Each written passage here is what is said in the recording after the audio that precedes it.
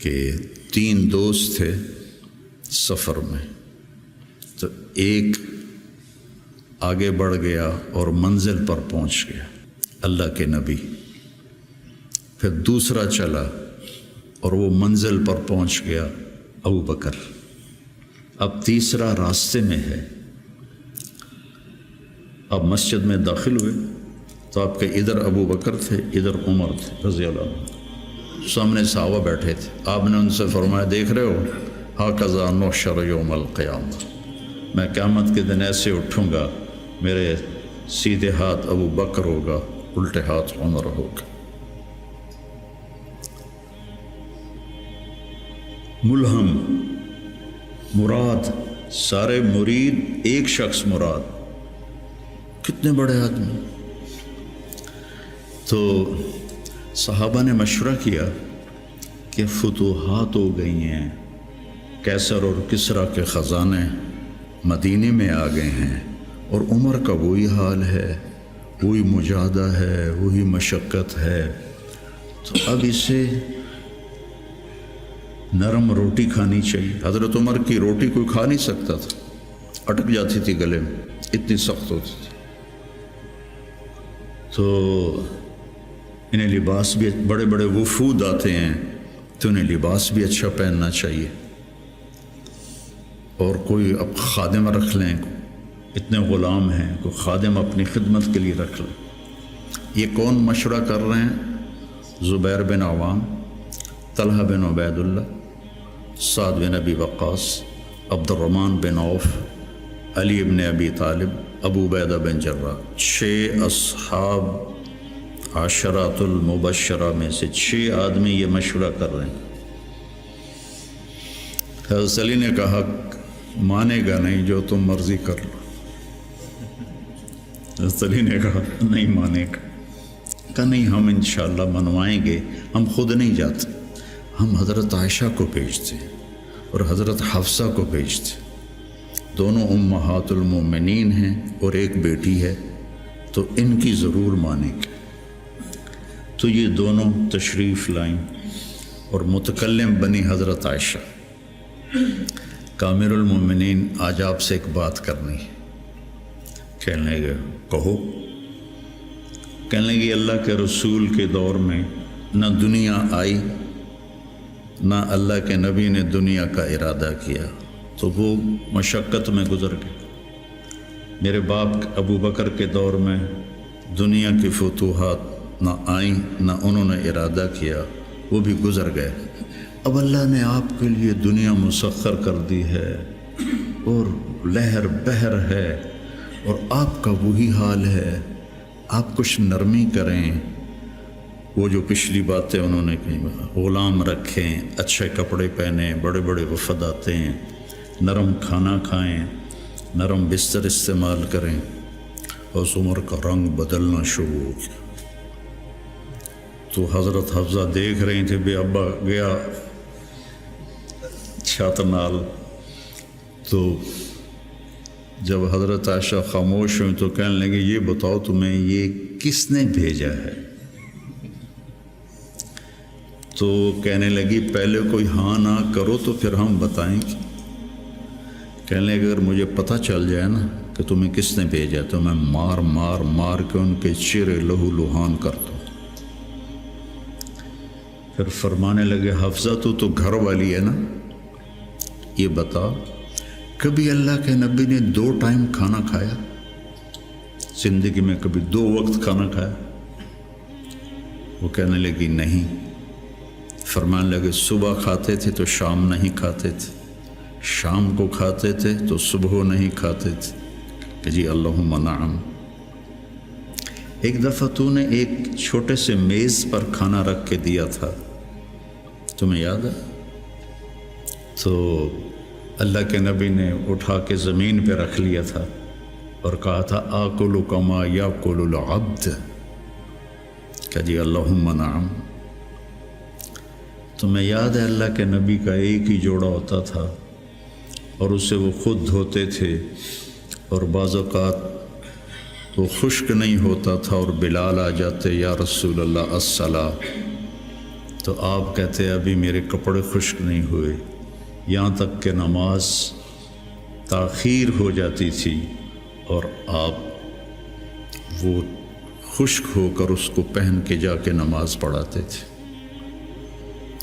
اور یہ بھی تمہیں یاد ہو، وہ کہنے لگی اللہم نعم، کہ یہ بھی تمہیں یاد ہوگا کہ ایک دن وہ جوڑا بھی نہیں تھا تو آپ نے پڑوسن سے چادر مانگی تھی جس کو لپیٹ کر جا کے نماز پڑھائی تھی، یاد ہے؟ کہنے لگی اللہم نعم۔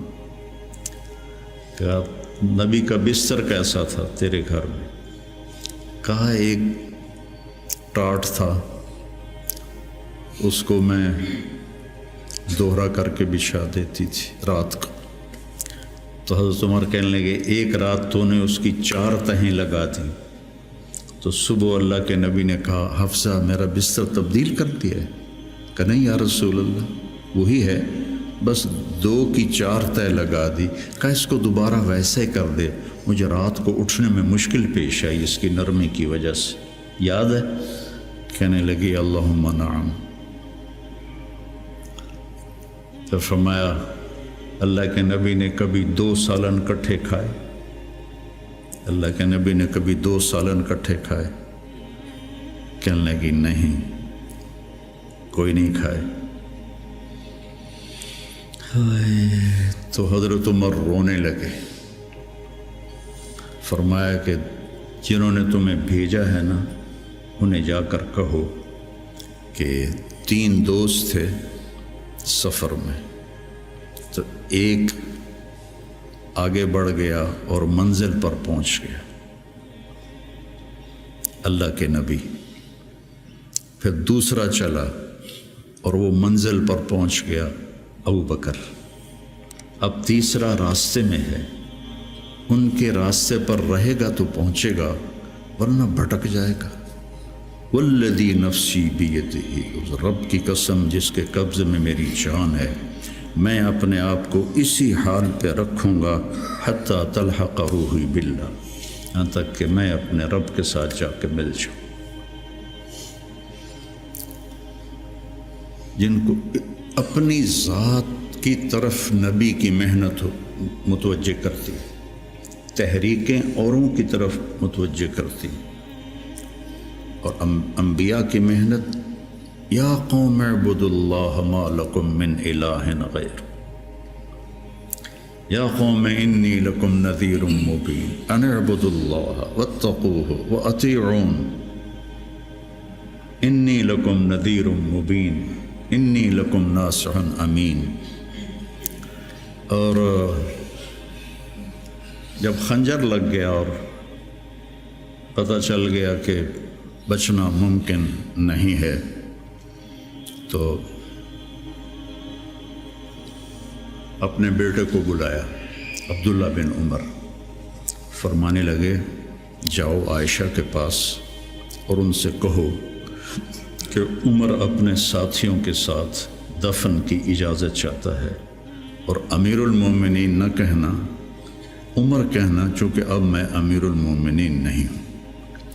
اگر وہ اجازت دیں دیں تو مجھے وہاں دفن کر دینا، ورنہ مجھے عام قبرستان میں لے جانا۔ عبداللہ بن عمر رضی اللہ تعالیٰ عنہ تشریف لے گئے تو عائشہ رضی اللہ عنہ بیٹھی رو رہی تھی، تو انہوں نے عرض کی اماں جان میرا باپ عمر بن خطاب اپنے ساتھیوں کا قرب چاہتا ہے۔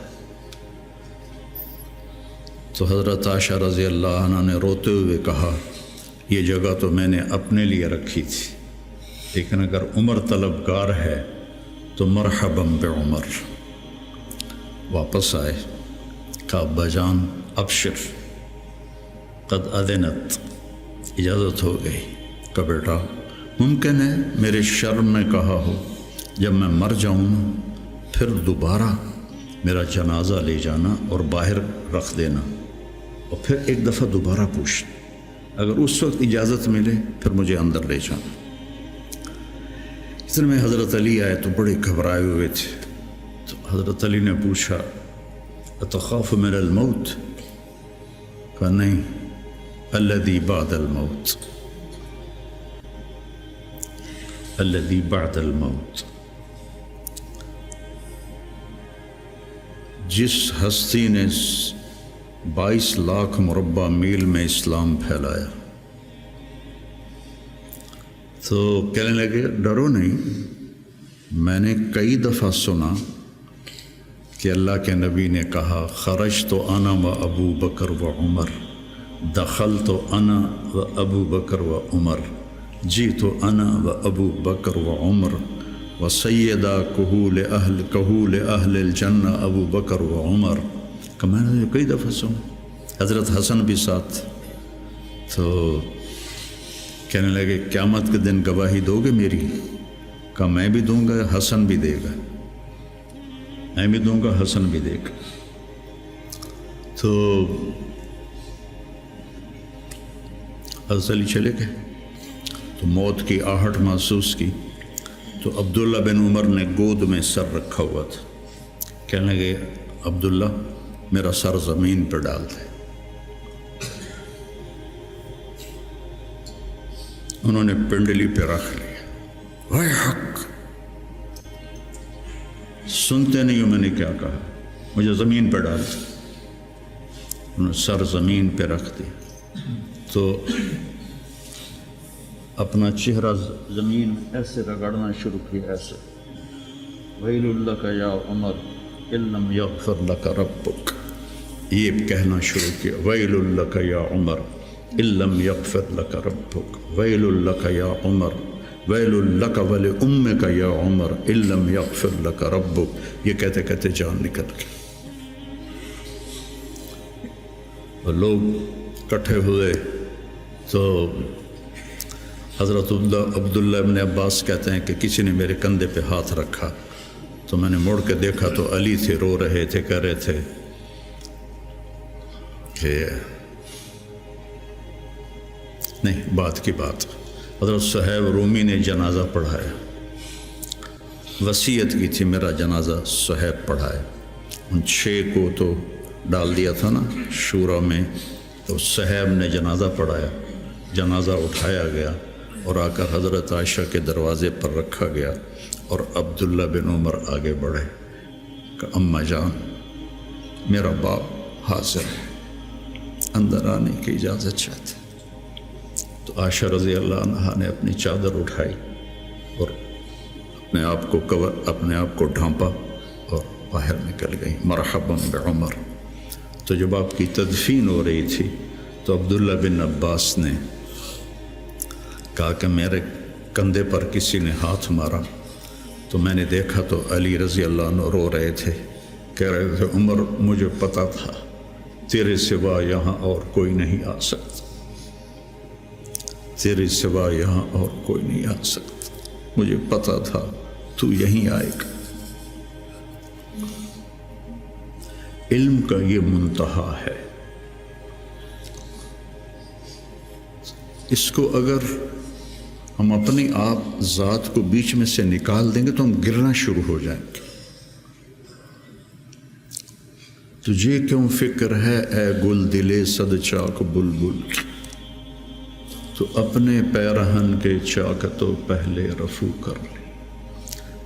عائشہ رضی اللہ عنہ موت کی سکرات میں تھی، تو عبداللہ ابن عباس رضی اللہ عنہ نے آنے کی اجازت چاہی، تو جنگ جمل کے بعد سے بول چال بند تھی، کیونکہ عبداللہ ابن عباس حضرت علی کی طرف سے لڑے تھے باقاعدہ۔ تو آپ کے پاس عبداللہ بن زبیر اور مسور بن مخرمہ رضی اللہ عنہ بیٹھے ہوئے تھے، تو حضرت عائشہ رضی اللہ عنہ خاموش ہو گئی، اتنا اثر تھا اس بات کا۔ تو ان کا حبر الامہ ہے اور ابن عم الرسول ہیں، اجازت دے دیں۔ تو حضرت عائشہ روئے جا رہی تھی اور ان کی بڑی چادر آنسوں سے بھیگ چکی تھی، ساری چادر۔ جب وہ آئے تو کہنے لگے اماں جان آپ کیوں رو رہی ہیں؟ آپ کے اور نبی کی ملاقات میں صرف اتنی دیر ہے کہ یہ جان نکلے اور آپ اللہ کے رسول کے پاس پہنچ جائیں۔ کہنے لگے عبداللہ مجھے دھوکہ نہ دے، کاش میری ماں نے مجھے جنا ہی نہ ہوتا، مجھے بہلاوا نہ دے، مجھے دھوکہ نہ دے۔ اور اللہ کے نبی نے کہا تھا یا عائشہ انہو لیہون علی الموت ان اریتکی زوجتی فی الجنہ، عائشہ مجھے مرنا آسان ہو گیا ہے کہ مجھے پتہ چلا ہے تو جنت میں میری بیوی ہے۔ اور وہ رو رہی تھی۔ تو میرے عزیزو، اپنی ذات کو نہ بھولو،